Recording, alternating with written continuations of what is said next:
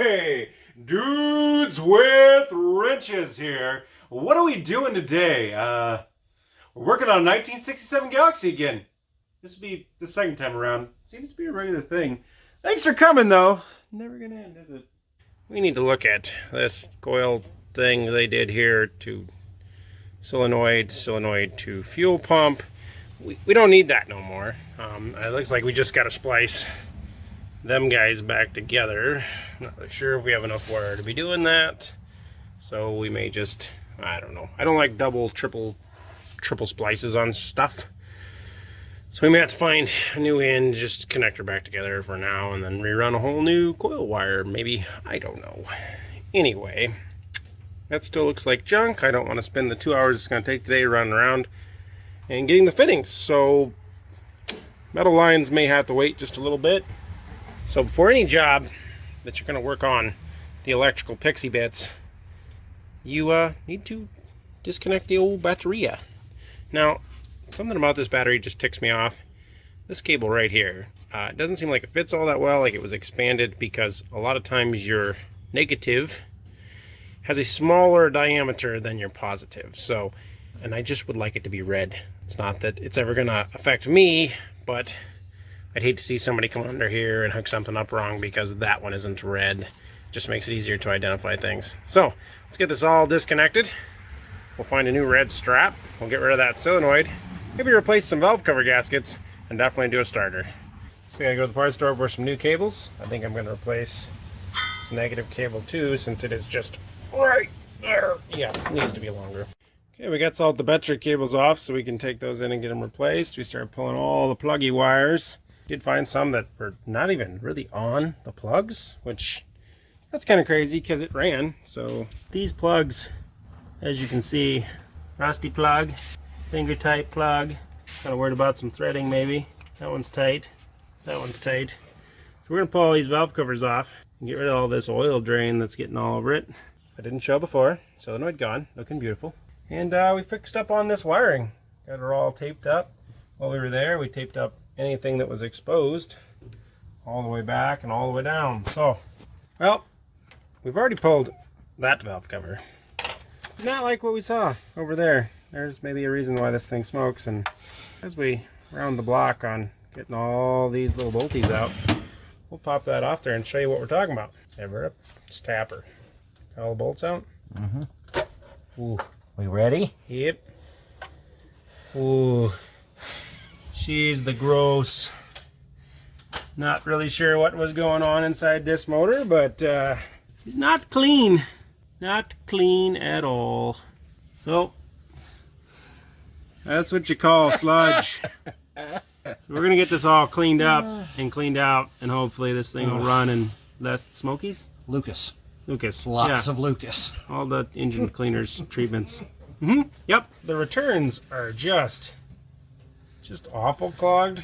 So we're definitely going to get in here and pull everything out and then maybe flush everything. There's definitely a reason why it was leaking. Oh, these valve cover gaskets are just... Nope. Valve cover gaskets were non-existent, hence all of our leakage. We gotta get these boys cleaned up, cleaned out. We just gotta be very careful not to let anything go down into the motor too much. It just takes a lot of time and effort to pick and scrape and get everything out of there.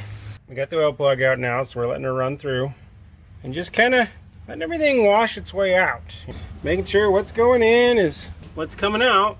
Kind of wash out any of the degreasers or any of the solvents we used to get everything clean. I mean, that was some vintage 1960s dinosaur goo growing in there. We almost had a T-Rex. Maybe a Brontosaurus? Brontosaurus, yeah, you know. Definitely Sinclair. Definitely Sinclair brand.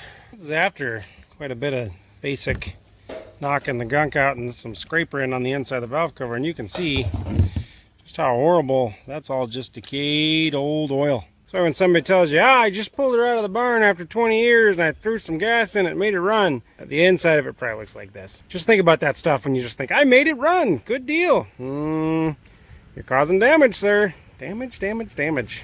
All right, we got a lot of fancy stuff going on here. We're going to do a little motor flushing.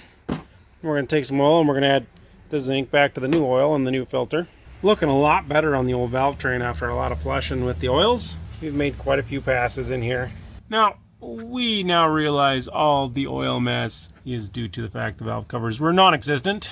Ford made it easy on the old starters. You just pull that one cable on the side there, a couple bolts in the front, and she'll slip right out. Alright, because I can't leave well enough alone, while taking off the starter I kept getting lots of muddy blotchy fall on me from all this greasy mess, so I started to scrape it. And I haven't even made a real big dent in it, but I've knocked off all the loose stuff. Here's our starter. She's a greasy. I'm assuming she wasn't working all the way because she was bathing in the Exxon Mobil. So, you know, it's fine.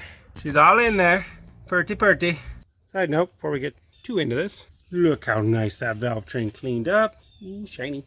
These are reusables. They got the metal with the rubbers on it. We'll probably be taking these valve covers off again, so it's a good thing we chose to go with these ones, because who knows, this might be a fix or it might be a long-term issue. Yeah, we'll see. Man, that pig sure does look good. Put all the makeup on her. Look at them shiny valve covers. Did a good job there. The rest of the motor looks like trash, but those look good. But we got all the engine goos in there. Got all the plug wires put back on. We got our cables replaced. We got a negative. We couldn't buy a red positive. Couldn't buy it. So we're going to have to go somewhere to find that. So just more parts you can't buy in town. Yeah, just can't win anymore with these parts stores. But we should be ready to fire this old girl off and let the old engine goo burn its way through. And then we're going to drain everything back out. So here we go. That's not me moving. That's those plugs moving. I think they need to be tightened. But they just do a lot of spinning, so yeah, I have to rethread that head. Man, this keeps getting better and better. Still just letting her eat. I'm really impressed with trash spark plugs that definitely need to be replaced. And the fact we got two spark plugs over there just doing some dancing stuff because they're not tight. It's actually pretty smooth. Like, what do they say? Running like a sewing machine? Yeah. Oh yeah. I think she's good. She's good old dependable 289. I'm gonna get this everywhere. So you watch. Come shooting out of there. Ugh. Well, it's viscous. And it's not metallic. So that's important.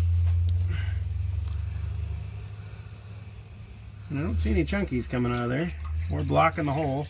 It's always what you want to watch. If that just keeps surging and acting like it's blocking the hole, that means there is some gross stuff in the pan. I will say this about this motor flush. That oil is literally 7 to 10 minutes of runtime. It was this brand new Pennzoil, and now it is black. So much black. We did flush it with some more Pennzoil, and what came out after this ran out was pretty clean looking. So that stuff, that's pretty decent stuff. I don't know if it really did anything, but it definitely turned the oil black. I mean, that's something. Man, that is a smooth running little V8. Well, we changed the starter. We found some oil leaks. We scraped the motor. We degunked the motor. Clean the valve train, put some valve cover gaskets on it. We removed the unnecessary solenoid. We rewired everything so it just fires right off the key and good to go. I think that's where we're going to end up tonight.